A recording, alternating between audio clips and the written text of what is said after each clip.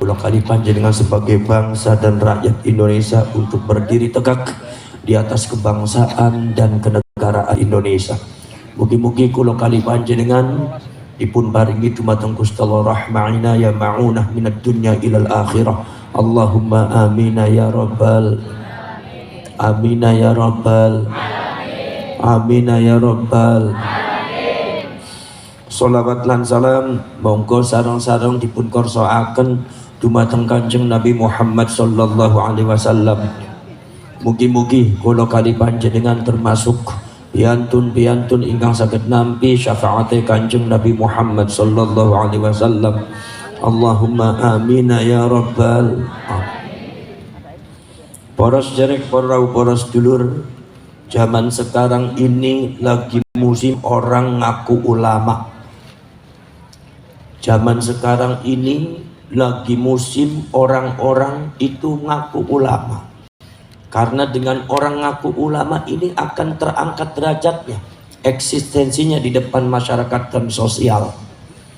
Poros cerek poros dulur, ono sing kadang-kadang Quran ora apal, ngaji nahwu ora bisa, mung modale mung pakaian tok, nganggo gamis udeng-udeng gedene seban traktor, tasbihne sekelapa-kelapa, itu sorbane numpuk telu, jenggote nglawir nganti teko ning udel, kita nganggo jubah kaya Batman arep mabur, kadang-kadang ngaku ulama. Iki napa mboten? Kadang-kadang kados ngaten. Akhirnya karena dia itu memang bukan ulama, akhirnya dia tidak ngerti tentang masalah konteks keagamaan. Akhirnya dari sikap, tingkah laku dan ucapannya menyesatkan banyak masyarakat. Na'udzubillah min na'udzubillah min dzalik. Poros cerek poros dulu sedaya mawon. Nahdlatul ulama itu adalah artinya kebangkitan ulama. Ada yang tanya sama saya, Gus, kenapa enggak Nahdlatul Islam saja? Atau seumpama Nahdlatul Ummah, atau seumpama Nahdlatul Muslimin wal Muslimat wal Mu'minin wal Mu'minat al ahya'i minhum wal amwat. Kenapa kok harus Nahdlatul Ulama? Saudara-saudara sekalian, karena kita tahu bahwa ulama itu pewarisnya Kanjeng Nabi. Ulama itu pewarisnya Kanjeng Nabi. Kanjeng Nabi ngendiko al ulama warasatul anbiya. Ulama iki pewarisnya Nabi. Cuma yang jadi masalah itu banyak orang yang mengaku ulama di Indonesia ini. Muncul orang-orang yang sebetulnya secara keilmuan belum ulama, tetapi mereka itu mengaku dirinya sebagai ulama. Muncul orang-orang yang sebetulnya belum berhak untuk berfatwa, tetapi dia berfatwa di depan masyarakat Indonesia. Ini enggak boleh, ini haram, ini bid'ah, ini begini. Lah ini akhirnya banyak menyesatkan masyarakat Indonesia. Banyak memberikan satu asumsi kepada masyarakat Indonesia tentang agama Islam yang tidak benar. Saudara-saudara sekalian, maka Nahdlatul Ulama ini disebutnya Nahdlatul Ulama. Di bawah pergerakan semua Nahdlatul Ulama, umat membimbing masyarakat dari Sabang sampai Merauke ini adalah dibimbing di bawah panji para ulama. Saudara-saudara sekalian, sekarang kalau seumpama ulama NU di dalam memilih ulama tidak sembarangan. Orang NU kalau seumpama tidak pinter ngaji, orang tidak pinter dalam masalah agama, tidak akan disebut dirinya ulama. Walaupun gedenya udeng-udengnya gedenya seban traktor, walaupun pakai jubah, tidak akan disebut ulama. Saudara-saudara sekalian, selektivitasnya sangat luar biasa Nahdlatul Ulama itu. Maka dari itu, kalau seumpama ulama itu adalah saudara-saudara sekalian yang ada di sekitar masyarakat Indonesia, itu kemudian ada yang mengaku di sini ulama, di sini ulama, di sini ulama, maka ada cirinya ulama. Apa cirinya ulama? Kalau seumpama tidak ada ciri-cirinya, berarti ente jangan ngaku ulama. Saudara-saudara sekalian, apa ciri-cirinya ulama? Ya al-ulama warasatul anbiya. Ulama itu pewarisnya para nabi. Lah ulama pewarisnya para nabi, Terus Al-Imam Ahmad An-Naqsyabandi, seorang ulama besar mazhab Thariqah Naqsyabandiyah, mengatakan bahwa ulama itu pewarisnya para nabi, ay min jihatil khususiyah, anggene ditelok saka khususiyah, keistimewaan. Lo keistimewaan pripun? Poros cerek perawu poros dulur, Kanjeng Nabi, para nabi dadi nabi diberikan khususiyah oleh Allah, namanya khususiyatun nubuwah. Khususiyatun nubuwah, keistimewaan kenabian. Dari khususiyatun nubuwah bakal turun adalah jauharatun nubuwah, yaitu adalah mutiara-mutiara kenabian. Dari jauharatun nubuwah bakal turun adalah amrun khariqul lil adah, perkara sing bedol saka adat kebiasaan luar biasa, mukjizat sing Gusti Allah taala, termasuk at-ta'alimul ilahiyah, pelajaran-pelajaran langsung saka Gusti Allah, sehingga para nabi tidak belajar bisa pinter sendiri. Nabi Muhammad niku mboten belajar ilmu politik nggih pinter ilmu politik. Kanjeng Nabi mboten belajar ilmu ekonomi nggih pinter ilmu ekonomi. Kanjeng Nabi mboten belajar ilmu tata negara nggih Kanjeng Nabi pinter ilmu tata negara. Kanjeng Nabi mboten belajar ilmu hukum, tapi justru undang-undang dan hukum berasal dari dawuhna Kanjeng Nabi. Ini karena Kanjeng Nabi punya apa? Punya at-ta'alimul ilahiyah, di mana at-ta'alimul ilahiyah ini adalah berasal dari khususiyatun nubuwah, yaitu keistimewaan kenabian. Saudara-saudara sekalian, ini yang menyebabkan saudara-saudara sekalian, Nabiullah Adam alaihissalatu wassalam, Nabiullah Adam alaihissalatu wassalam mondok di depan Allah subhanahu wa ta'ala, mondok kepada Allah cuma sebentar. Karena Imam Jalaluddin Muhammad bin Ahmad Al-Mahalli mengatakan bahwasanya Nabiullah Adam itu mondok belajar sama Allah lahdatan yasiratan, hanya sebentar. Tapi Allah berfirman di dalam Al-Quran, wa 'allama Adam al-asma'a kullaha, di mana Nabiullah Adam alaihissalatu wassalam belajar sama Allah subhanahu wa ta'ala sekedap nim ilmune sedoyo ilmu angsal, semua ilmu dapat. Tapi saudara-saudara sekalian, ada lawannya Nabiullah Adam, apa? Yaitu adalah iblis. Iblis itu saudara-saudara sekalian, iblis belajar kepada Allah itu bukan ratusan tahun, ratusan juta tahun, tetapi ternyata ilmunya tidak dapat semuanya, tidak kullaha. Sehingga ketika iblis itu sombong menantang Nabi Adam, Nabiullah Adam diajari oleh Allah sebentar, tapi ilmunya dapat semuanya. Kemudian Nabiullah Adam dihadapkan dengan iblis di depan para malaikat, maka iblisnya langsung kalah, iblisnya langsung rungkat, iblisnya langsung keok di depan Nabiullah Adam alaihissalam. Apa sebabnya? Sebab Nabi Adam memiliki ilmu yang lebih banyak daripada iblis. Kenapa iblis lebih senior, lebih tua, mondoknya ratusan juta tahun, tapi ilmunya di bawah Nabi Adam? Sementara Nabi Adam itu adalah makhluk baru, mondok kepada Allah hanya sebentar saja, tetapi diberikan oleh Allah subhanahu wa ta'ala ilmu, semua ilmu. Itu karena apa? Karena Nabi Adam memiliki khususiyatun nubuwah. Faham napa mboten? Faham napa mboten? Ya wis paham ora paham, sing penting manggut-manggut beres. Mantuk-mantuk angsal ganjaran nggih. Ngantuk napa mboten? Lho sing ngomong kus masa wengi-wengi kok ora oleh ngantuk, ya ora. Urusan masalah ngantuk ning pengajian ora nane ning wengi tok. Wong sampean kabeh wong Purwokerto ngaji awan-awan marang kaine tetep ngantuk sampean. Ngaji esuk ngantuk, ngaji awan yang ngantuk. Ya memang mripate sampean nek ngaji ngantukan kowe. Para cerek para sedulur sedaya niki. Iki para siapa Rasul. Nomor selanjutnya apa yang disebut oleh Imam Ahmad, nusratum minallah, pertolongan dari Allah. Dari khususiyatun nubuwah ini adalah pertolongan dari Allah, di mana Nabiullah Adam ditolong oleh Allah untuk melawan iblis. Nabi Adam harus menang melawan iblis. Pertolongan dari Allah ini menunjukkan Nabi Adam harus menang, nggak boleh kalah. Kenapa? Karena Nabi Adam memegang khususiyatun nubuwah. Saudara-saudara sekalian, makanya saudara-saudara sekalian, Nabi Nuh melawan umatnya, Nabi Ibrahim melawan Raja Numrud yang begitu berkuasa dan sangat kaya raya, dilawan oleh Nabi Ibrahim. Nabi Ibrahim harus menang karena Nabi Ibrahim adalah Nabi, karena Nabi Ibrahim adalah Rasul, karena Nabi Ibrahim memegang khususiyatun nubuwah, keistimewaan kenabian dari Allah, maka harus menang. Ini yang disebut nusratun minallah. Kita jangan aneh kalau seumpama Nabi Musa yang sangat miskin dan sangat tidak punya apa-apa. Nabi Musa itu miskin, gak punya apa-apa. Nabi Harunnya juga miskin, tetapi diperintah oleh Allah Subhanahu wa taala, ya Musa, idhab ila fir'auna innahu tagha faqul hal laka ila an tazakka wa ahdiyaka ila rabbika fatakhsha. Nabi akan suruh memberikan peringatan kepada Fir'aun, di mana Fir'aun itu adalah raja di raja, mengaku dirinya Tuhan, kekayaannya sangat luar biasa. Tapi Nabi Musa dan Nabi Harun diberikan tugas oleh Allah untuk meluruskan Fir'aun, untuk memberikan petunjuk kepada Fir'aun, untuk mengajak Fir'aun kepada kebenaran. Subhanallah, saudara-saudara sekalian, terjadi perdebatan, setelah perdebatan itu terjadi peperangan, saudara-saudara sekalian, karena Fir'aun itu adalah tidak memegang khususiyatun nubuwah.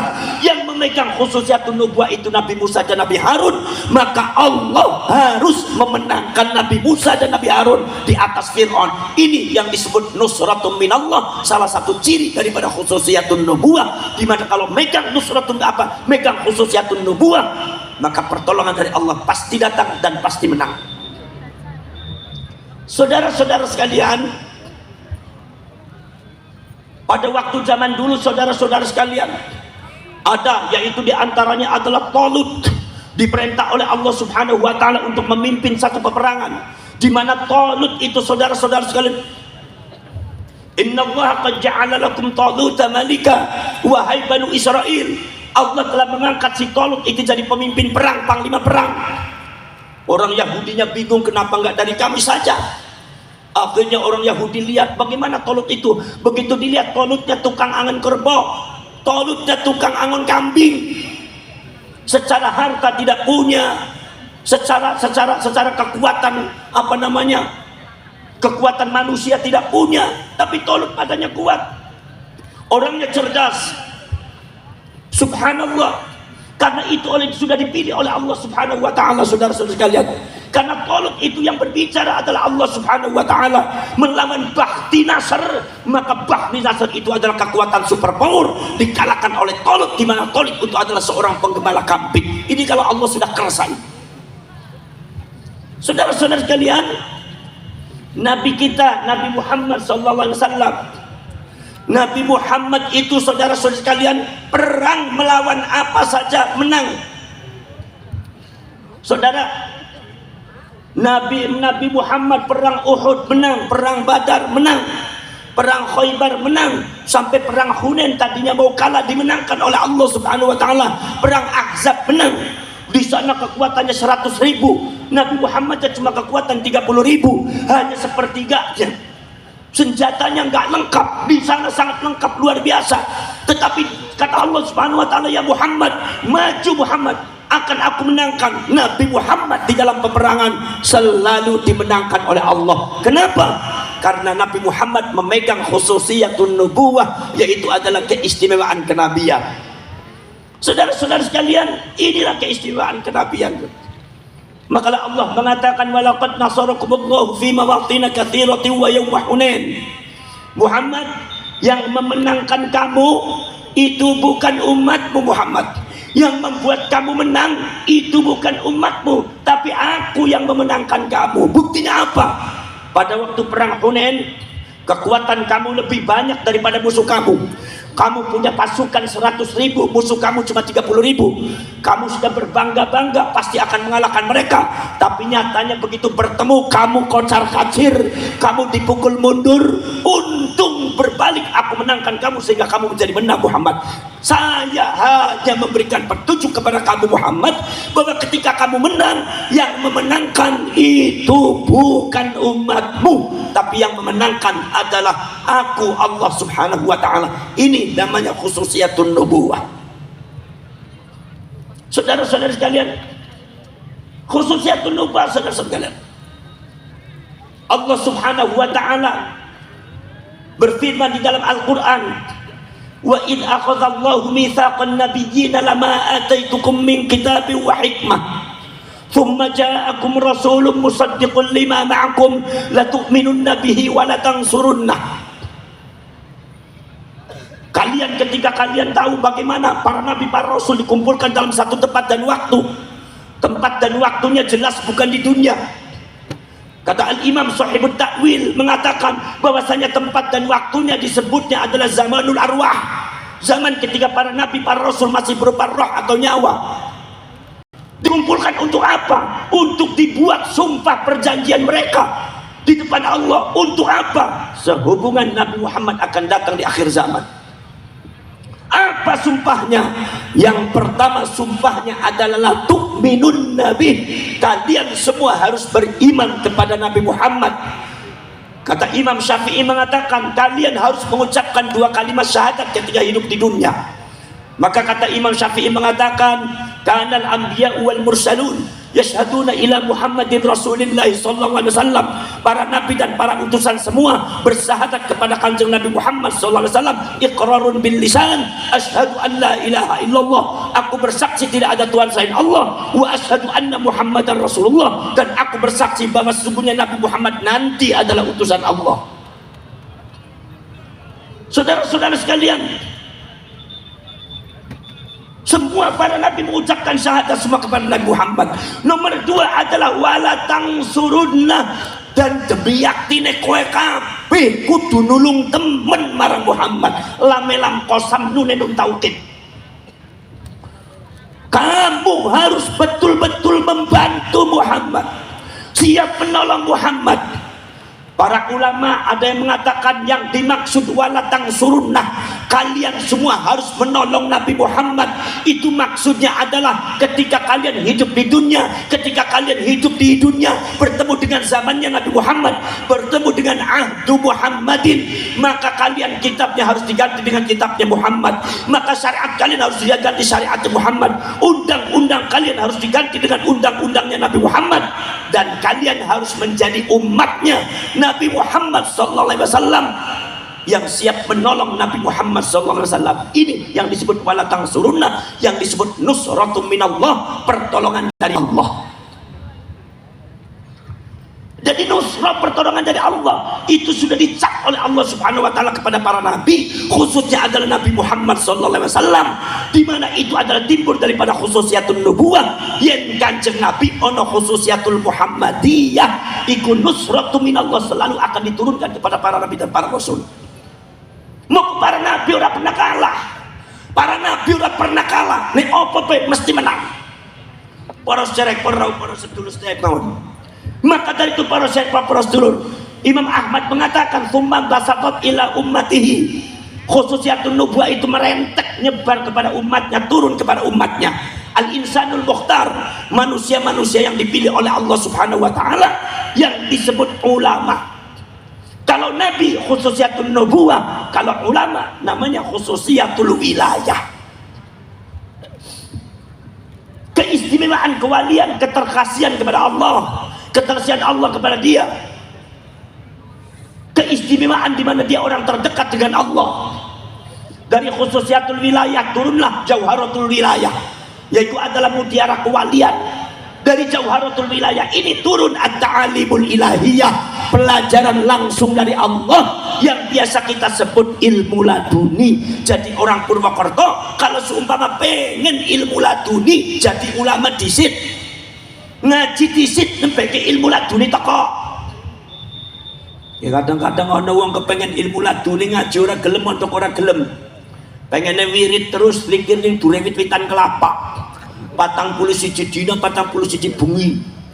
Bar mudun rambutnya keriting kabeh, apa disambar bledek ping 17. Kowe jarene wong buntet ya wis puas nemen kowe. Para sedherek, para sedulur sedherek, ini para sedulur.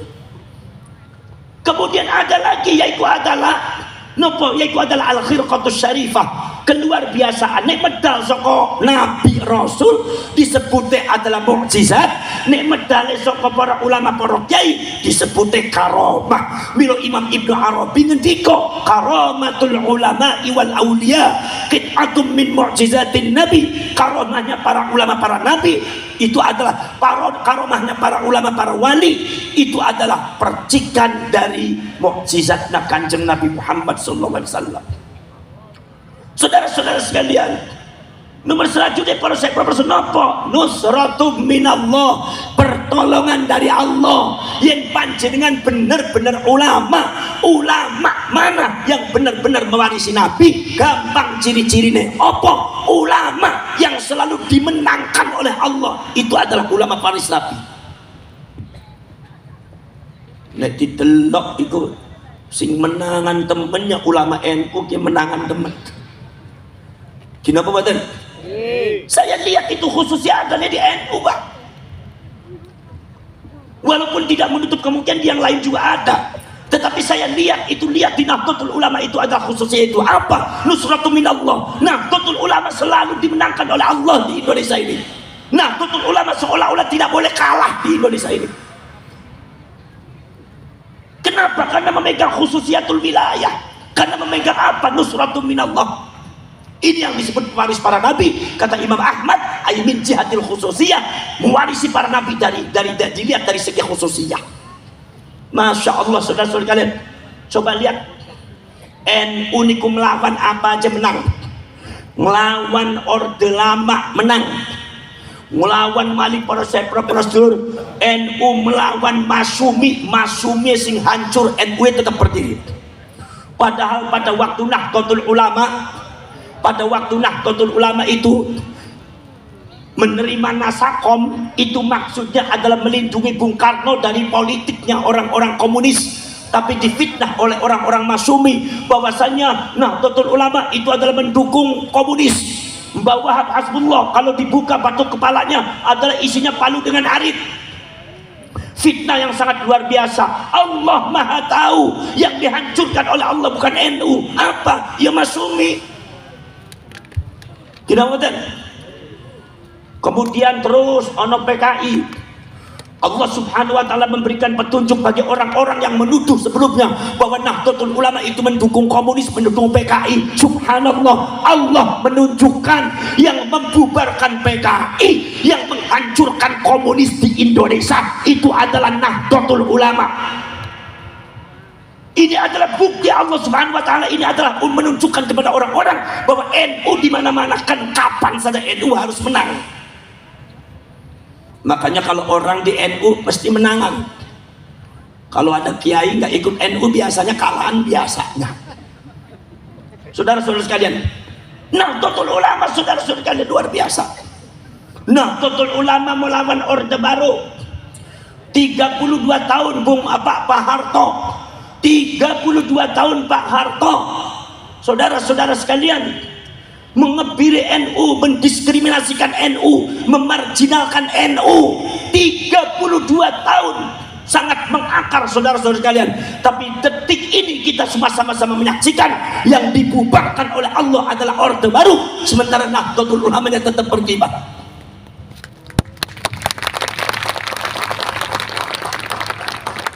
Jadi kalau seumpama aduh siapa yang pewarisnya para nabi, dilihat sejarah, sirahnya dilihat.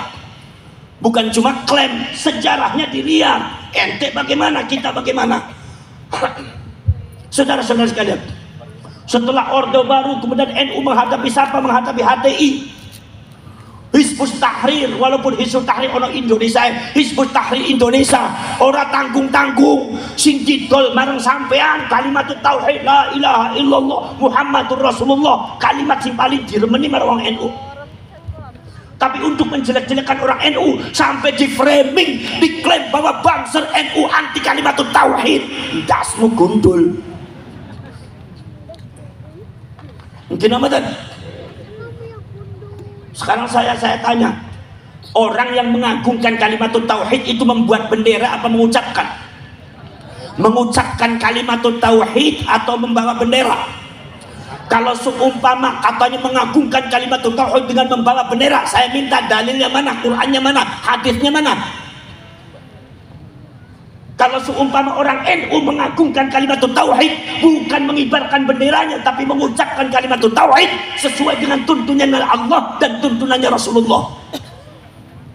Rasulullah mengatakan banyak di hadis, man qala la ilaha illallah, man qala la ilaha illallah, man qala la ilaha illallah wa madda nafasahu ghufir lahu ma taqaddama min dzambih.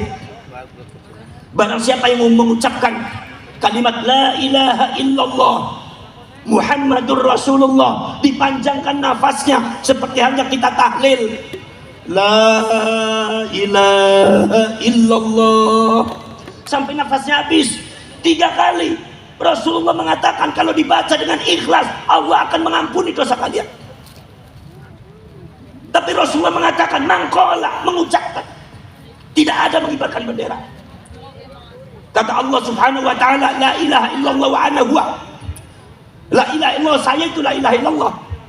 Faman qalaha fahuwa fi hisni wa man kana fi hisni fahuwa aminun min aqabi.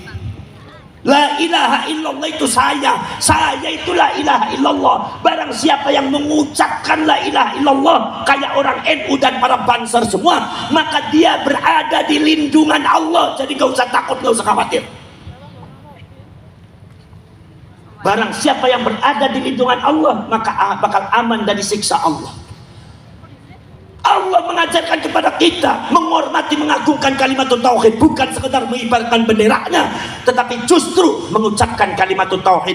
Ini framingnya dibalik, diputar-balikan. Nah, Nahdlatul Ulama dan Banser itu yang suka mengucapkan kalimat tauhid, itu diklaim sebagai orang yang anti kalimat tauhid. Mereka semua justru mengharamkan tahlil, mengharamkan mengucapkan kalimat tauhid, mengharamkan apa yang disunnahkan oleh Rasulullah. Justru mereka mengaku dirinya adalah pembela kalimat tauhid. Allah tahu ini batil, maka dihancurkan itu HTI oleh Allah Subhanahu wa taala.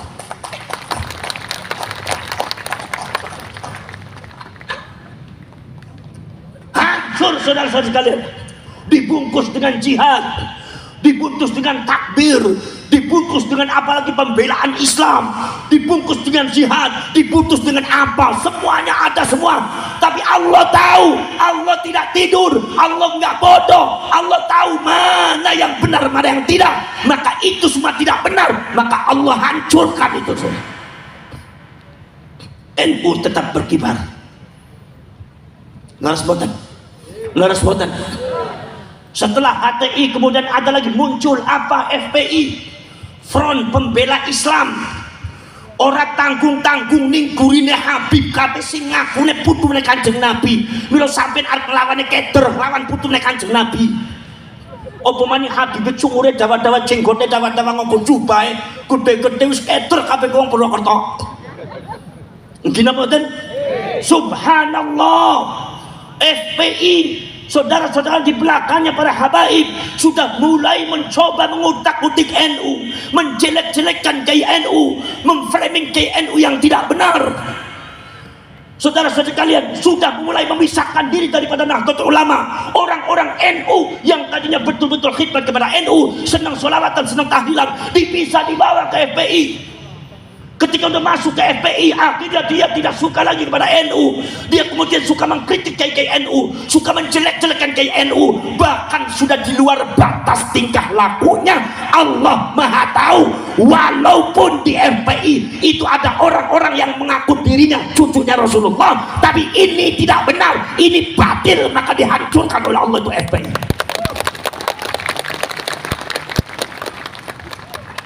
Betul lah, betul. Bilong hati-hati ngelawan NU niku. Waqtasimu bihablillah. Berpegang teguh marang kabel Gusti Allah. Hablun niku kabel. Kabel niku sanes tali. Mal farqu bainat tali wal kabel. Apa bedane tali kali kabel? Bedane tali ora ana setrum, nek kabel mengandung setrum. Nah, Nahdlatul Ulama itu mengandung setrum. Nah, Nahdlatul Ulama bihablillah, hablun ku panjang, yaiku sanad. Ilmu itu ana sanade. NU niku ilmune duwe sanad. Maca Quran ana sanade kawit gurune nganti Kanjeng Nabi. Maca hadis ana sanade kawit gurune sampai Kanjeng Nabi. Nganti maca kitab fikih kawit gurune sampai muallife. Maca Fathul Qorib, maca Qiwaitul Aqyad Muhadzab, sampai maca kitab-kitab bertafsir Al-Qur'an, maca kitab nahwu sharaf ya ana sanade. Thariqate ning kono zikire ning kono sanade nyambung marang Kanjeng Nabi. Masya Allah, para sahabat, para sedulur, nyambung marang Kanjeng Nabi. tahlilane nyambung marang Kanjeng Nabi, wiride nyambung marang Kanjeng Nabi, ilmu tafsir Quran bari hadis nyambung marang Kanjeng Nabi, syariat nyambung marang Kanjeng Nabi. Kanjeng Nabi saka Gusti Allah. Gusti Allah adalah Allahu nurus samawati wal ard. Gusti Allah adalah cahaya langit dan bumi, pusat daripada setrum yang ada di dunia. Nomor kaping kali turun marang Kanjeng Nabi Muhammad. Kanjeng Nabi Muhammad itu nurun fauqa nur, cahaya di atas cahaya, setrum di atas setrum. Kemudian dibawa membawa Al-Quran, Al-Qurannya juga nur. Kata Rasulullah mengatakan inna hadzal qur'ana hablullahil matin wan nurul mubin. Yang namanya Al-Quran ini adalah kabelnya Allah yang mengandung setrum dan bisa bercahaya. Nur bercahaya mengandung setrum, diturunkan dibawa oleh malaikat Jibril. Malaikat Jibril khuliqa min nur, diciptakan dari setrum dan cahaya, turun kepada para ulama guru-guru kita semua. Sanadnya nyambung muttasil, di mana kata Rasul al ulama umisbahu hadhil ummah. Ulama itu lenteraknya, listriknya umat saya. Ulamanya listrik mengandung setrum, Kanjeng Nabi mengandung setrum, Quran mengandung setrum, malaikat Jibril mengandung setrum. Setrumnya saka Gusti Allah, pusat daripada setrum. Ditampini Nahdlatul Ulama, mila sapa bae sing lawan NU, ngelek-elek NU, jungkal bakal disetrum mang NU wae. Gini apa kan? Para saudara, para sedulur, makanya saya memahami bahwasanya kalau seumpama ada kiai-kiai NU yang sekarang sedang membahas nasab dan eksistensi masalah ba'alwi atau habaib, ini menurut saya itu karena ada oknum-oknum habaib sing wis ora bener sikape marang NU, kualat marang NU. Gina mboten? Saudara-saudara sekalian, aku ngomong wong sing ora bener. Lah seumpama sampean jadi habaib sing bener ora usah tersinggung. Nek tersinggung berarti padha bae ora bener ya. Kenapa mboten? Saya lihat fenomena yang ada sekarang itu adalah kelompok oknum-oknum habaib yaitu membenturkan dirinya dengan Nahdlatul Ulama, bahkan memframing KII NU, mengasumsikan kepada masyarakat tentang KII NU ora bener. Contohnya nopo, Buya Said Akil dikiranya apa? Dikiranya Syiah. Kadang-kadang disebut Syiah, kadang-kadang disebut liberal. Padahal Nahdlatul Ulama niku mboten Syiah, mboten liberal. Wong iku tawassut, tasawuf, tawazun. Sampun dipun jelasaken ngertos sedaya. Para sedherek, para sedulur sedherek mawon. Di apa disebutnya? Oh, Kiai NU sudah liberal. Wong Kiai NU niku kiai kampung kok. Coba panjenengan tanglet marang kiai sampean ning kampung, Kiai sampean ngertos apa mboten teng artos liberal? Saya jamin gak ngerti. Liberal iku apa sih? Iki tapi diposisikan seperti itu. Akhirnya apa? Tujuannya adalah apa? Tujuannya adalah untuk menjauhkan orang-orang dari NU.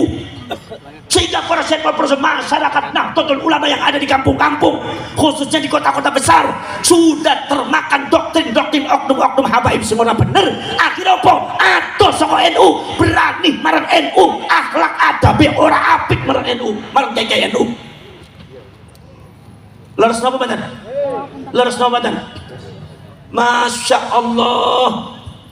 Sampai para sedherek, para sedulur, ono maning para sedherek, para sedulur, ono sing nyebut Gus Dur iku wali setan.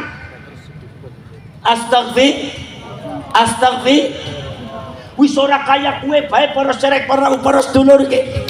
Ini oknum habib sing kadang-kadang cangkem ora bener iki kudu diberesi, kudu dinasihati sing apik urip ning Indonesia ben marem. Gina mboten? Para sedherek apa? Bayangkan Kiai Haji Abdurrahman Wahid itu adalah orang yang sangat membela habaib pada waktu habaib ada masalah dengan pemerintah. Kira-kira tahun 70-an niku.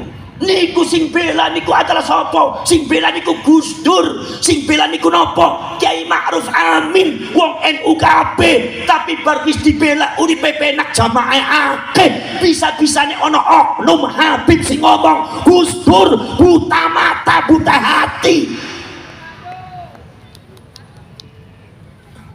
Ini bagaimana seperti ini? Gimana mboten? Napa mboten kualat Gus Dur? Gitu. Kiai Ma'ruf Amin yang betul-betul membela di pemerintah. Habib ojo lunga, Habib ora usah dideportasi ana ning Yaman, ora usah. Wis nang kene bae wis duwe anak bojone ning kene. Mbak Yai Ma'ruf Amin segitu hebatnya membela habaib, Gus Dur segitu hebatnya membela habaib, tapi dicaci maki oleh oknum-oknum habaib, dihina oleh oknum habaib. Bagaimana mungkin saya sebagai generasi muda NU orang marah, ninyong orang nyewot salah gitu. Seorang usah dipikiri melongo apa sampai melongo keter apa melongo ngerti sampai nih. Mungkin apa watan? Mungkin apa watan? Masya Allah. Saudara-saudara kalian, sebetulnya kalian tuh kalau hidup di Indonesia udah enak, tinggal akhlaknya yang benar, adabnya yang benar. Ada kiai-kiai NU udah dihargai, jangan suka seperti itu. Sehingga saya prosedur ada beberapa kota sing anti marang NU pak, anti marang NU. Nek wis nongol ngintil marang Habib, anti marang NU iku akeh. Masya Allah. Dulu yang namanya anggota FPI pasti menjelek-jelekan NU dan kiai NU. Tidak mau bareng dengan NU, berbenturan dengan NU. Ini saudara-saudara sekalian, yang terjadi seperti itu, yang terjadi di lapangan seperti itu. Buya Ma'ruf Amin segitu berjasanya di kalian semua. Buya Ma'ruf Amin begitu jasanya kepada kalian semua wahai habaib. Tapi apa ada oknum Habib yang berani-beraninya ngomong di depan jamaahnya dengan menyebut Buya Ma'ruf Amin itu sebagai binatang yang najis. Nyuwun sewu, babi.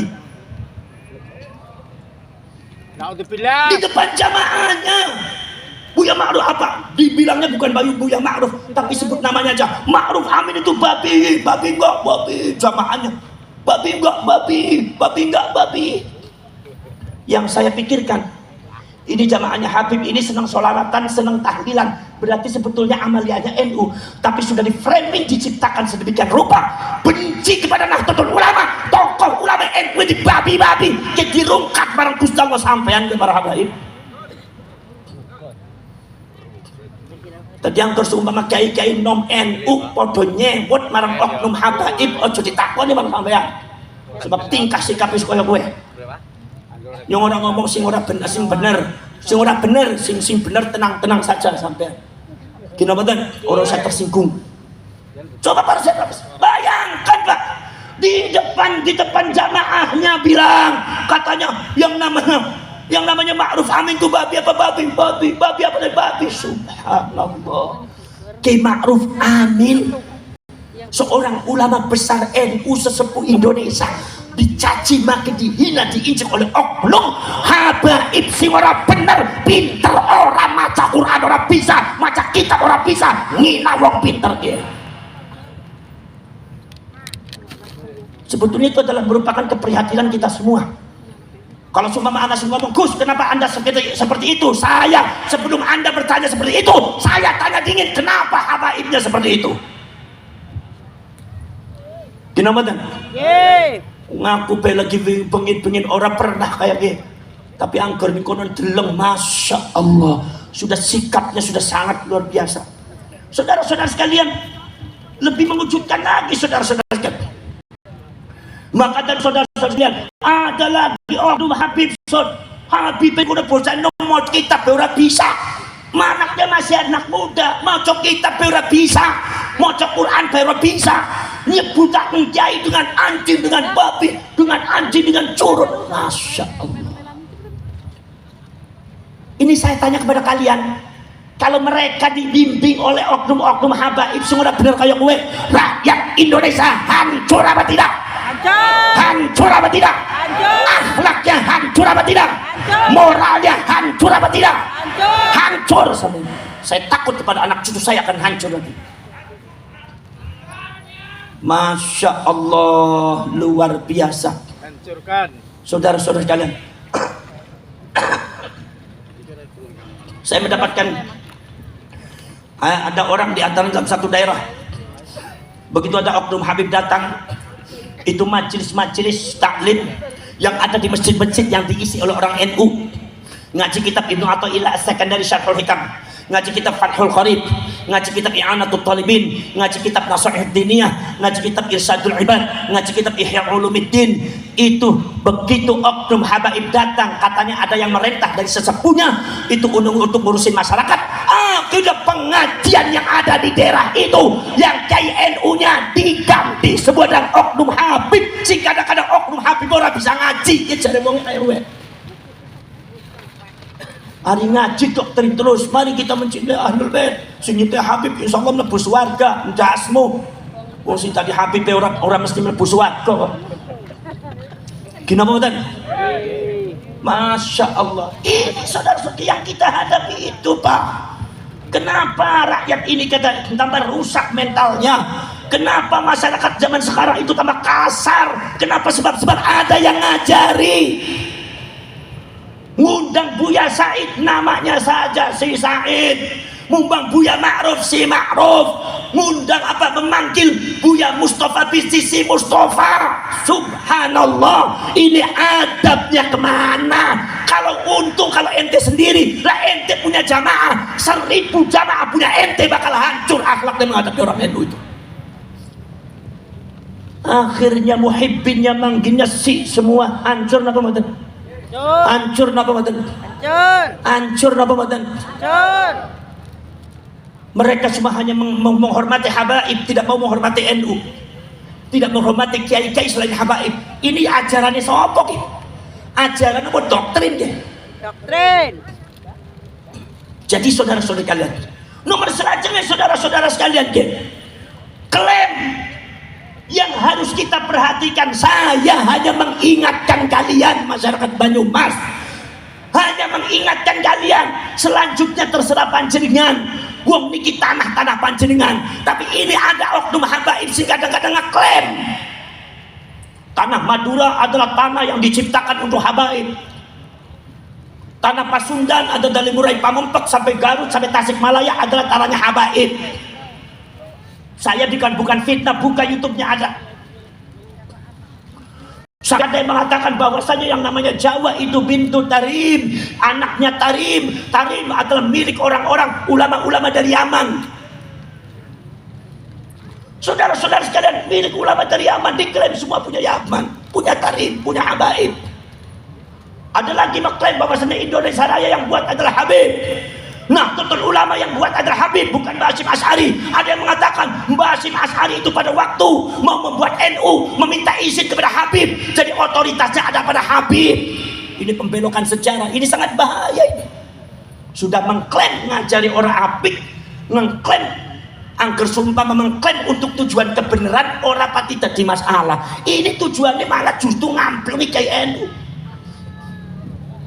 Saya kira titik poin daripada pembedahan nasab itu dari situ, rungkatnya itu dari situ. Kenapa? Hilangnya sebagian daripada oknum habaib takzim kepada Nahdlatul Ulama, dan Allah tidak suka, Rasul pun tidak meridhoi, makanya dirungkat. Allah mengutus pasukannya untuk merungkat. Saudara-saudara sekalian, ada lagi saudara-saudara sekalian yang mengatakan bahwasanya kalau seumpama orang itu, kalau seumpama ngaji sama Habib satu walaupun bodoh lebih mulia daripada ngaji sama kiai 70 kiai walaupun alim. Saya mau tanya, kalau ngaji sama Habib, Habibnya bodoh, saya mau tanya, ngaji apa? Kalian ngaji Quran sama Habib, Habibnya nggak bisa baca Quran, bisa baca Quran tapi nggak bisa tajwid, ngaji apa? Dipikir pakai otak yang pinter orang Banyumas. Saudara-saudara sekalian, ada lagi saudara-saudara sekalian, banyak lagi oknum Habib, lagi oknum Habib lagi. Saya hanya memonodorkan kepada kalian realita yang ada terjadi di negara kita seperti itu. Kalau seumpama saya tidak menceritakan, salah saya, karena ini sangat berbahaya. Jadi kalian harus tahu urusan kono oknum Habib orang seneng orang apa seneng orang seneng di urusan nyong. Harus diwaspadai. Ini mengklaim-klaim ini. Ada yang mengatakan bahwasanya Indonesia tanpa Habib, Indonesia tidak akan mengerti pangeran, Indonesia tidak akan mengerti Tuhan, Indonesia tidak akan mengenal Kanjeng Nabi Muhammad SAW. Indonesia masih menyembah pohon. Oh no, oknum Habib sincang kemerewel kaya kiye. Ini jelas kadzab, pembohong. Habaib datang abad ke-19, cerita yang benar. Kalau nggak pengen dimarahin sama orang, kalau cerita yang benar. Habaib datang abad ke-19, yang mendatangkan adalah Belanda. Bukan saya benci, bukan apa. Ini memang realitanya Belanda yang mendatangkan. Habaib datang abad ke-19. Di situ sudah ada Mbak Hashim As'ari, Mbak Wahab Hasbullah, Mbak Ahmad Dahlan. Saudara-saudara sekalian, pada waktu Habaib baru menginjakkan kakinya di Indonesia, orang Indonesia sudah masuk Islam. Ratusan tahun Indonesia sudah punya kerajaan Kesultanan Demak Islam. Indonesia sudah memiliki kerajaan Mataram Islam. Indonesia sudah memiliki kerajaan Pajang Islam. Indonesia sudah memiliki Mojopahit Islam. Indonesia sudah memiliki Kesultanan Cirebon Islam. Indonesia sudah memiliki Kesultanan Banten Islam. Indonesia sudah memiliki Samudra Pasai Islam. Indonesia sudah memiliki Ternate Sultan Babullah Islam. Indonesia sudah memiliki Sultan Bone Islam. Indonesia sudah memiliki Kesultanan Maluku Islam. Jadi kalau ada yang mengatakan, oknum Habib mengatakan tanpa Habib Indonesia tidak mengenal Islam, ini kata pembohong, tidak sesuai dengan fakta sejarah.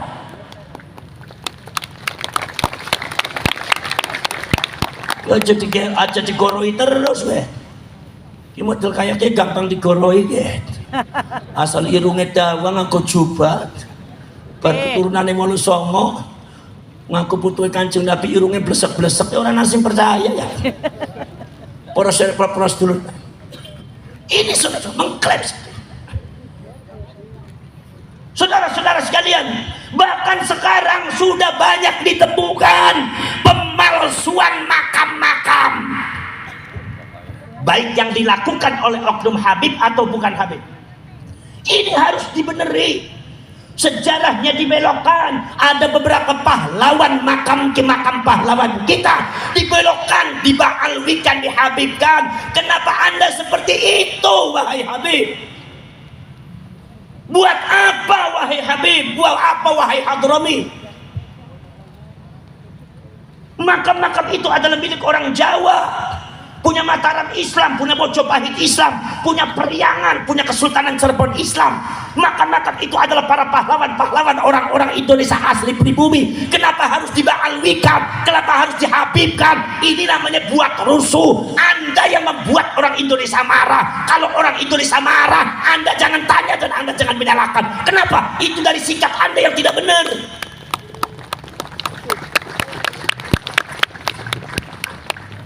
Mulai dari Sumodiningrat sampai Banyong, Syarif Abdul Karim, Panembahan Giri Layak yang jadi menantunya Mataram Islam dikubur wonten dumateng Imogiri Jogja. Niku sudah dibaalwikan menjadi Al-Qadhi bin Yahya. Padahal itu adalah termasuk anaknya, yaitu Sultan Muhammad Tajul Arifin, Syarif Muhammad Tajul Arifin bin Syarif Hidayatullah. Beliau itu adalah bukan Habib dari Yaman, tapi beliau adalah seorang Syarif dari Hijaz. Sing nurun kayak buntet. Bilang ke ruang Purwokerto ngundang nyong Habib, ya bingung. Kadang-kadang sampai orang bisa ndeleng irung dawa sih, langsung Habib terus. Padahal ku abanyong banyong orang anak sing diceluk ke Habib, diceluk ke nopo sedoyo Syarif Habib. Mbah Soleh ya Syarif Soleh, Mbah Mutaat Syarif Mutaat, nganti Mbah Muqayyim ya Syarif Muqayyim, bin Mbah Nuruddin Syarif Muridin bin Syarif Muridin, bin terus sampai terus Syarif Abdurrahman. Ono jalanan yang Cirebon jalan Syarif Abdurrahman ke Banyong. Syarif Ali ya Syarif, nganti tokoni Syarif Abdul Karim Panembahan Giri Loyo ya Syarif, termasuk Syarif Tajul Arifin, Muhammad Tajul Arifin atau kadang-kadang disebut Muhammad Arifin. Niku adalah Syarif bin Syarif Hidayatullah bin Syarif Abdullah sedayane Syarif. Orang anak wong Purwokerto ziarah ning Cirebon nyong arep ziarah Habib Hidayatullah, orang anak nyong kabeh nyebut Syarif. Itu menunjukkan bahwasanya Banyu niku orang sangat nyaman tapi sangat Hijaz. Gitu. Dari Hijaz panggilnya Syarif. Saudara-saudara sekalian. Lah ini saudara-saudara sekalian. Makam-makam palsu ini dibuat oleh oknum-oknum Habib semara bener. Nyotok paling berbes pada laporan Gus nyuwun sewu Gus iki ono oknum Habib niku gawe makam sing ora bener Gus. Kayaknya palsu Gus. Ya wis moko dhisik urus dingin Laskar Sabilillah dingin. Urus dingin kono kebangkitan Wali Songo. Insyaallah ben kaya kowe kok diurusi kabeh. Nek sungguh sing palsu-palsu dibongkar bae. Di Probolinggo itu ada 4 makamnya dibongkar oleh masyarakat. Dibuat oleh oknum Habib yang tidak benar. Apa sih? Kata oknum Habibnya mengatakan bahwa ini adalah makamnya wali kutub Habib ini bin ini 4 makam. Begitu ada tesisnya masalah tesisnya Ki Imaduddin, masalah yang berkaitan dengan nasabnya para habaib ke orang nyambung marang Kanjeng Nabi, isu masalah pemalsuan makam, masyarakatnya bergerak. Kata masyarakat mengatakan jangan-jangan ini makam ini juga palsu. Karena apa? Karena yang membuat adalah oknum Habib, dan saya lihat dulu tuh nggak ada makam di situ, adanya pesawaan. Akhirnya masyarakat lapor teng kuwe lapor teng Kapolsek, ngurutuk sedaya ngru apa sih napa? Dugi sedaya wonten jumateng makam niku. Akhirnya gegeran ribut kali penjaga makame, kuncen makame disingkiraken. Akhirnya masyarakat bareng-bareng bongkar makame. Pas dibongkar sedaya 4-4 dibongkar dikeduk ternyata ora nana isiye. Aku pengen takon iku oknum Habib gawe makam palsu ki maksudnya apa? Pertanyaan ini adalah mewakili daripada masyarakat Banyumas. Leres nama badan. Maksudnya apa? Dia makam palsu. Jawab. Maksudnya apa? Arep mengklaim bahwa tanah Jawa milik Anda? Tidak bisa. Gimana badan? Masya Allah. Di Indramayu kemarin di Indramayu ternyata ada beberapa makam yang sudah terkenal, diduga itu juga palsu karena kesaksian masyarakat dulu tanahnya rata nggak ada makam. Termasuk di Kerawang juga bangunannya sudah mewah, bahkan mungkin kalau dibangun itu ratusan juta, bahkan mungkin miliaran. Ini proyek yang sangat besar, ini sudah terorganisir dan tersistematis. Jadi Anda sebagai anak bangsa tidak boleh diam.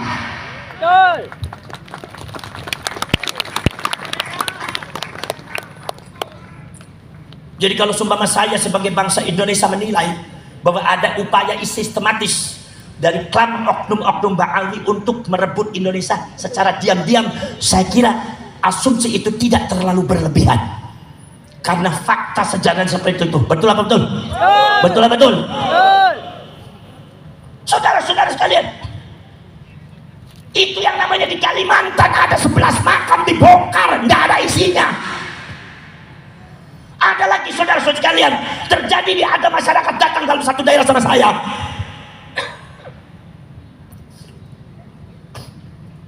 Dulu dia termasuk bagian daripada tim pencari kuburan. Alasannya apa? Mencari syuhadanya Hizbullah. Begitu mencari syuhada Hizbullah, kata orang itu mengatakan kalau mencari syuhada Hizbullah bagusnya mendekatkan diri kepada sesepuh. Ini yang tahu adalah sesepuh dengan kiai. Begitu diarahkan sesepuh dengan kiai, itu timnya nggak mau, pengen bergerak sendiri. Akhirnya dia coba masuk menuruti, ternyata yang dicari bukan syuhada Hizbullah, tetapi yang dicari makam-makam tua yang sudah dikenal, tiba-tiba sudah ada dimakamkan, diberikan nisan, ditulisnya Habib ini bin ini al ini. Saya tanya, apa itu bukan kejahatan? Jawab. Kejahatan apa bukan? Jahat. Anda sebagai anak bangsa tidak boleh diam, wahai Banyumas. Mungkin apa betul? Prihatin kita sayang sama habaib-habaib yang benar. Kita eman di mata habaib-habaib sing lurus. Tapi oknum-oknum sing model kayak kieu gawe resah masyarakat Indonesia. Oknum sing model kieu memiliki satu kejahatan yang sangat membahayakan rakyat Indonesia dan termasuk membahayakan bangsa Indonesia. Kita sebagai bangsa, bukan sebagai rakyat saja. Makanya kalau seumpama di Banyumas ada makam-makam yang dicurigai palsu, segera laporkan pada Laskar Sabilillah. Segera laporkan sama Laskar Sabilillah. Nanti akan saya tempatkan di sini Laskar Sabilillah. Udah, inilah urusan Laskar Sabilillah saja. Untuk NU menjaga stabilitas nasional, menjaga ukhuwah Islamiyah saja. Urusan masalah ini ketegasannya pegang oleh Laskar saja. Karena ini kalau cuma ada yang mengatakan Gus, berarti itu adalah bukan gerakan NU. Bukan gerakan NU, ini termasuk gerakan ke-NU-an ini. Sebab apa? Sebab yang didoktrin untuk mencintai Habib yang tidak benar, ini kebanyakan korbannya orang NU. Masya Allah, kemarin saya itu di Cianjur. Sekarang nanti akan ada acara lagi Cianjur nih. Sudah ada acara Cianjur, udah diancam-ancam lagi nih. Nggak apa-apa, saya jalan-jalan. Nggak apa-apa, kalau sumpah ada yang melawan, kita lawan semua. Apa? Masa saya bilang pasukan Mataram, pasukan Mojopahit, Pajang, pasukan Priangan, Prabu Siliwangi mau mundur nggak tapi model kayak gue. Orangnya mundur ya. Kenapa badan? Nangis. Kiai gue nangis iku. Gus, saya itu pernah Gus salah satu hari digentak oleh oknum Habib muda. Saya itu lagi ngaji, begitu pengajian selesai itu Habibnya juga ikut ngaji. Begitu turun saya tanya WC di mana Mas? Rupanya Habib itu nggak mau dipanggil Mas, menggentak saya di depan orang-orang. Kamu tahu nggak saya itu Habib? Saya adalah cucu Rasulullah. Dasar kurang ajar kamu. Kiai, di mana dia juga mendengarkan pengajiannya Kiai itu. Begitu Kiainya turun, salah menyebutkan Mas, dihina, dicaci maki di depan orang. Ini adabnya kemana? Saya tanya sama oknum Habib itu. Jadi kulo ngomong Kiai, angker ono oknum sing model kayak kowe kablangan Kiai.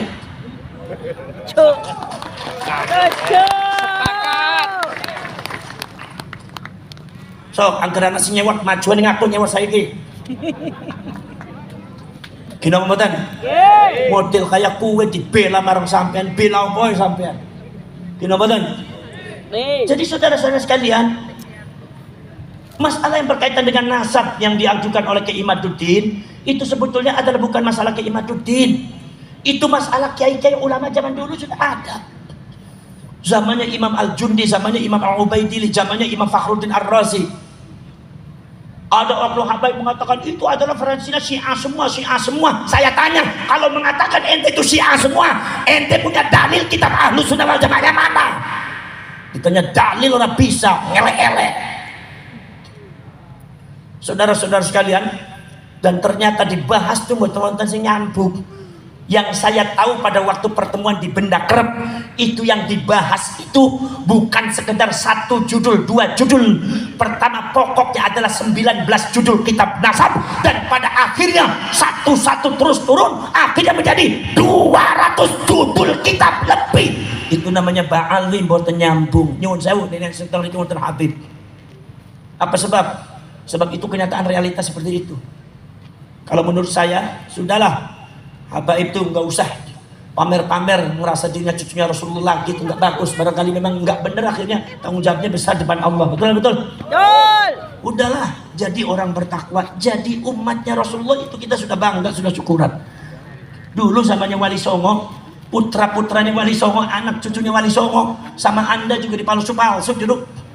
Kalau yang memalsu-malsu kan ada, oh putra Wali Songo itu palsu, Habib palsu, cucunya Kanjeng Nabi palsu. Kan yang memalsukan anda, tapi kan dari Wali Songo kan diam saja, nggak apa-apa. Kenapa? Karena diterima. Kenapa? Karena yang kami banggakan bukan kita sebagai nasab nyambung kepada Rasulullah, tapi jadi umat Kanjeng Nabi pun bangga, pun senang. Leres nama betul. Leres nama betul. Milo kepengenane putra Wali Songo niku tidak terlalu berlebihan, tidak terlalu tinggi, tidak terlalu dhuwur. Apa? Wis diakut jadi umat Kanjeng Nabi nyong wis syukuran. Milo dipalsu-palsu sama ente diem aja. Kenapa sekarang ternyata nasabnya kalian itu ternyata nggak terbukti, ente marah-marah? Untuk apa mengaku-ngaku jadi cucunya Rasulullah, untuk apa? Padahal Allah Subhanahu wa taala mengatakan inna akramakum indallahi atqakum. Yang paling mulia adalah yang paling bertakwa. Satu, nomor dua, udah tidak usah menjanjikan surga dan neraka. Ini saya nih, saya beri masukan. Tidak usah menjanjikan kepada orang ini mencintai saya pasti masuk surga, pasti masuk neraka. Dari mana Anda? Makanya orang tuh banyak ngaji, hadisnya dibaca. Jangan cuma ngomong nih kurang ajar sama agama, ngomong sembarangan masalah agama. Hanya karena dirinya mengaku diri bangga sebagai anak cucunya Rasulullah, ngomongnya bertentangan dengan agama, malu Rasulullahnya. Mungkin Rasulullah juga marah sama Anda. Rasulullah satu hari kedatangan Jibril. Rasulullah bertanya, Jibril, ini suara apa Jibril? Kata malaikat Jibril, ini suara neraka jahanam. Waduh, begitu mengerikan. Iya. Kalau neraka jahanam sumurnya ada berapa? Tingkatan sumurnya ada 7. Yang pertama untuk siapa? Yang pertama untuk ini. Yang kedua untuk ini. Ketiga, keempat, kelima, keenam untuk ini. Selanjutnya Rasulullah bertanya, ya Jibril, kalau sumur jahanam yang ke-7 untuk siapa? Jibrilnya diam, nggak mau jawab. Kenapa? Karena Jibril tahu Kanjeng Nabi sangat sayang sama umatnya. Pasti kaget. Akhirnya kata Rasulullah, ya Jibril, kenapa engkau diam? Katakan Jibril, tidak apa-apa Jibril. Buat siapa Jibril? Sumur nomor 7 ini Jibril buat siapa? Malaikat Jibril mengatakan dengan nada bergetar, ya Rasulullah, sumur nomor 7 ini adalah untuk umatmu yang berbuat dosa. Itu Rasulullah langsung subhanallah pingsan. Rasulullah nggak pingsan. Begitu pingsan akhirnya si umat begitu sudah sadar, Rasulullah itu diajak bicara sama orang-orang, diem aja. Rasulullah langsung masuk ke kamar. Itu ada seminggu gak keluar-keluar, menangisi kalian semua sebagai umatnya. Begitu Rasulullah sudah menangis, diketok-ketok sama Sayyidina Abu Bakar, nggak mau keluar. Sayyidina Umar, Sayyidina Utsman, Sayyidina Ali nggak mau keluar. Akhirnya kata Abu Bakar mengatakan, ya Fatimah, coba engkau adalah qurratu aini, engkau adalah permata hatinya dia. Beliau coba diketok-ketok. Akhirnya Siti Fatimah ngetok-ketok, assalamualaikum ya Abah. Bah, assalamualaikum. Saya khawatir kepada Rasulullah karena ini beliau belum dahar ini, belum makan, belum minum. Seminggu Rasulullah nggak makan, nggak minum, gara-gara mikiri kalian. Yang kadang-kadang kalian dimintai patungan mulutan aja susah sekali memperoleh. Betul lah betul? Syukur ngaku dewek sih. Subhanallah, saudara-saudara sekalian. Begitu Siti Fatimah itu ketok-ketok, Rasulullah tahu ini yang ketok-ketok adalah permata hatinya beliau.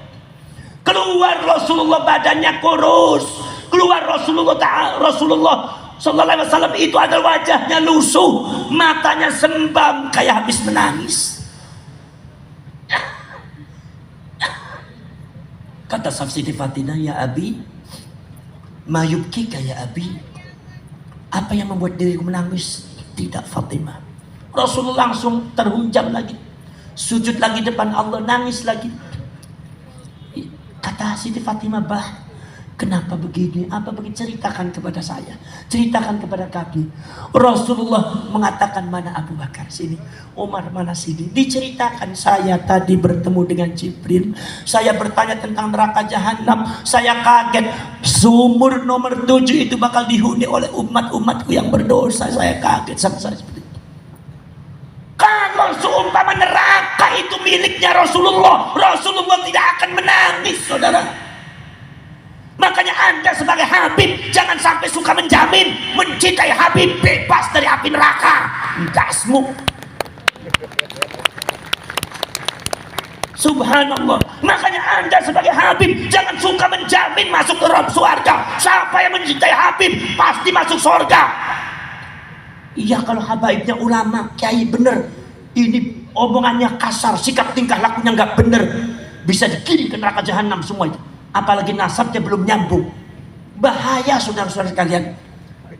Makanya saudara-saudara sekalian, kalian harus tahu bahwasanya yang namanya para ulama, para wali dulu dari Hijaz itu adalah dzurriyyatur Rasul. Dari Sayyidina Husain itu Syarif, dari Sayyidina Ali itu Sayyid, dari Sayyidina Hasan itu Sayyid.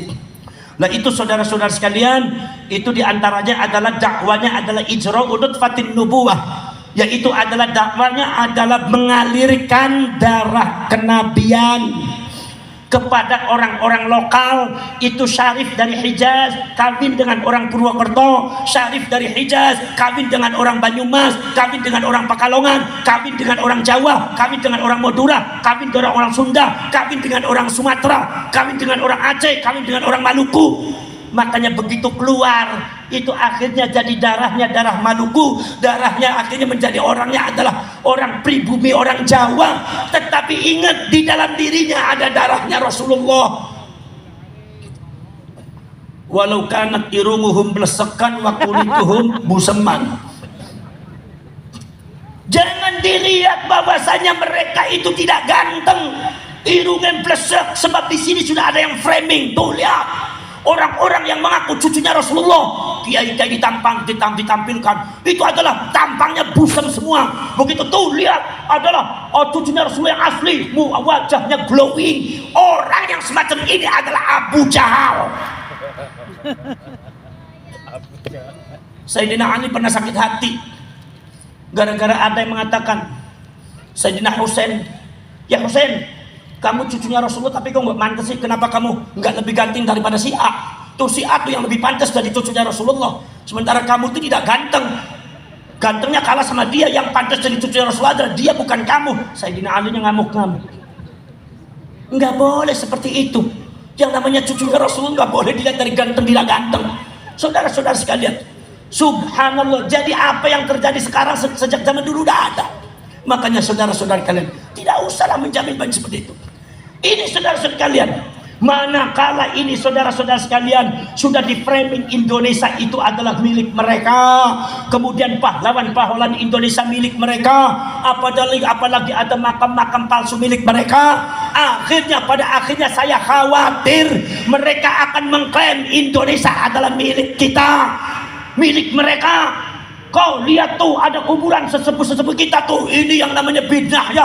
Ini Al-Muhdar, ini As-Segaf, ini Al-Munawwar. Itu semua adalah mbah-mbah kita.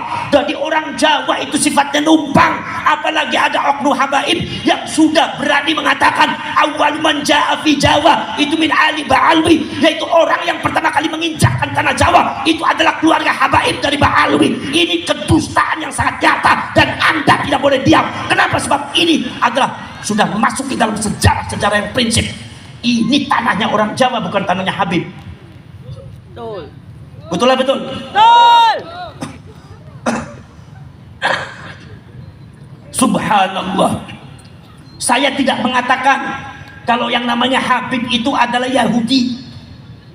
Walaupun ada pakar genetika yang mengatakan seperti itu, bahwa gen mereka adalah bukan Arab tetapi Yahudi. Itu pakar genetika. Kalau mau protes sana sama pakar, jangan sama saya. Saya hanya membandingkan satu kejadian fenomena yang ada, dan itu real nyata. Kulo ngomongnya sing real mawon, sing katon ning mata mawon, sing ketinggal teng mripate kulo sekali panjenengan. Apa sih? Hati-hati jangan sampai seperti Israel. Zionis Israel menguasai Palestina pertama kali adalah membuat makam palsu. Ini Anda harus tahu nih.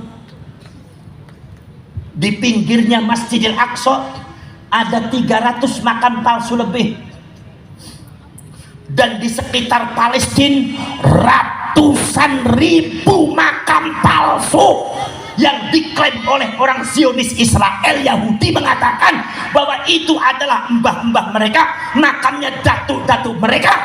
Padahal saudara-saudara sekalian, ternyata makam itu palsu berdasarkan kesaksian masyarakat setempat. Dulu tidak ada makam di sini, dulu tanah merata, dulu adalah sawah. Tiba-tiba muncul makam diklaim oleh orang-orang Israel, ini adalah makam datuk leluhur dia. Akhirnya kemudian bergeser apa? Mengklaim tanah. Setelah itu diklaim tanah, bahwasanya saudara-saudara sekalian, tanah Palestina adalah tanahnya leluhur kami. Buktinya tuh ada makam-makamnya mbah-mbahnya kami tuh di sekitarnya. Tidak mungkin kalau seumpama tanah Palestina bukan milik leluhur kami. Buktinya apa? Buktinya leluhur kami tuh ada makamnya di pinggir-pinggir Palestina.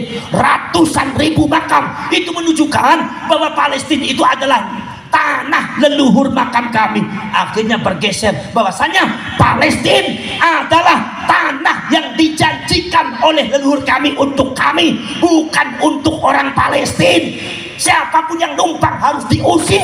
Mereka mengadakan gerakan dibantu oleh Zionis yang ada, Zionis Israel yang ada di Amerika, yang ada di Inggris. Itu orang Palestina dihancurkan, itu orang Palestina disingkirkan, diusir dari tanah kelahirannya dari tahun 70 sampai sekarang belum selesai. Saya mau tanya,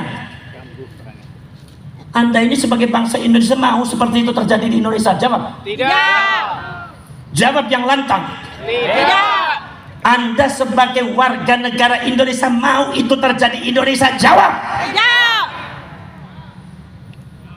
Apakah kalau saya bicara seperti ini saya kejam sama habaib? Bukan. Tidak.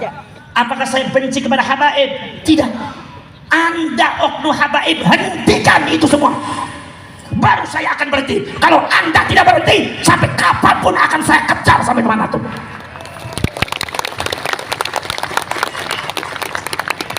Daripada anak putu kulo bakal hancur, daripada anak putu kita bakal terusir dari tanahnya sendiri. Na'udzubillah min. Klaim sejarah sudah ada, klaim makam sudah ada. Kemudian contoh-contoh yang batil dari oknum mereka merebut masyarakat. Saya itu kadang-kadang bukan berarti nggak seret, bukan. Ada haul Gresik, Habib ini bin ini al ini. Sebetulnya di Gresik kan ada Maulana Malik Ibrahim Gresik, itu wali yang aslinya. Tapi sekarang sudah haul Solo adalah Habib ini bin ini, haul ini Habib ini bin ini. Kenapa harus mencantumkan kota? Wong haul Sunan Kudus, coba Sunan Kudus saja nggak menampilkan haul Kudus, yaitu oleh wali Kudus Sunan Kudus, nggak pernah. Haul Sunan Kudus, haul Sunan Ampel, bukan haul Sunan Ampel wali Surabaya. Ini sudah namanya sudah boleh dicaplok sedikit demi sedikit. Asumsinya saya ketika haul Gresik berarti bukan Maulana Malik Ibrahim. Masyarakat sudah di framingnya ke arah situ. Haul Solo berarti ke arah ini. Haul Surabaya berarti ke arah ini. Haul Madura Pasuruan ke arah ini. Secara tidak terasa digeser sejarah kita. Kalau sama kita bisa sadar, Anda harus takut anak cucu kita bagaimana. Kebatilan itu akan difahami sebagai sebuah kebenaran. Saudara-saudara sekalian, makanya saya minta kepada kalian sebagai anak bangsa, kalian ini keturunannya Mataram Islam, Mojopahit Islam. Saudara-saudara sekalian, jangan diem, saudara-saudara, bergeraklah kalian, jaga itu tanah yang ada di Banyumas, jaga itu tanah yang ada di Purwokerto. Jangan sampai nanti ada di sini ada Maulana Mahdum Malik, ada Sunan Ar-Rumi, yaitu Maulana Mbah Kali Bening, ada Maulana Ahmad Muhammad, ada Mbah Kiai Sambang, ada yang lainnya, dan banyak ulama Maulana Mahdum Umar. Itu semua Mahdum Umar, Mahdum Wali niku adalah kalau saya julukan, niku adalah sakna Hijaz asli, niku julusan sing Uzbekistan, niku seorang syarif Pak, putune Kanjeng Nabi asli itu, nggak ada yang meragukan. Saudara-saudara kalian, luar biasa. Maka dari itu saudara-saudara kalian disinilah saudara sekalian, saya makanya kalau ada kiai mengungkap tentang masalah ini, jangan dianggap kita itu benci sama Habib, tidak, tapi kita benci sama kebatilan. Ini ada bukan Habib, tetapi buat makam palsu ada. Habib bukan Habib. Kalau membuat makam palsu, mengadakan penipuan di depan masyarakat, akan kita hadapi semuanya, akan kita lawan semua.